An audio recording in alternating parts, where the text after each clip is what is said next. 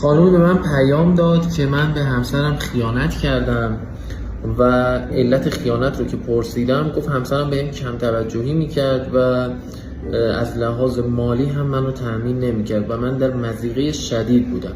من هم با آقای ارتباط گرفتم و به ایشون نزدیک شدم و الان ایشون منو تأمین مالی میکنه و خیلی هم خوشحالم و زندگیم عالیه. حالا سوالاتی داشتن که ما پاسخ دادیم، ولی از ایشون پرسیدم که این آقا ماهانه چقدر برای شما هزینه میکنه که شما با این مبلغ خوشحالی و زندگیت رو روال افتاده؟ گفت ماهی 5 تومن، ماهی 5 میلیون تومن.